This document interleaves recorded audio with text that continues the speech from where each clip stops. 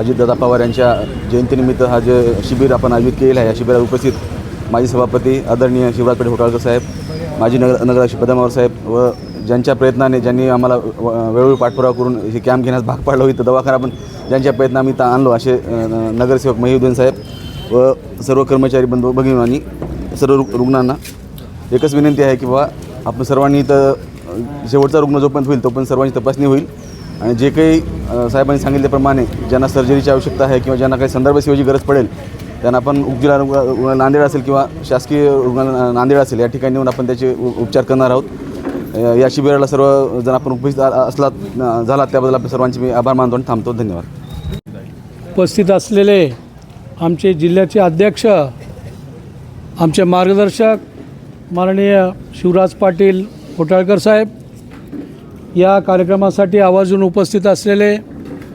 या नगरीचे माजी नगराध्यक्ष आमचे मित्र लक्ष्मीकांत पद्मवारजी, आमचे मार्गदर्शक मधुकर सेठ नार्लावार, आमचे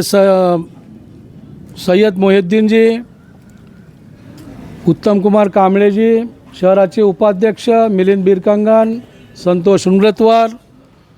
नंदूसेठ शाकावार, उत्तम कुमारजी कांबळे, संजय सेठ चिन्नमवार, दिगंबर अण्णा कडलवार,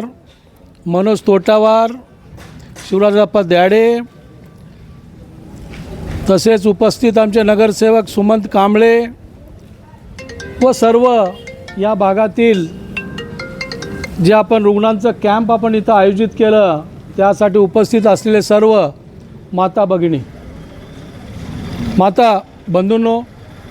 या प्रसंगी आपण 22 तारीख ते 28 तारीख दिवंगत नेते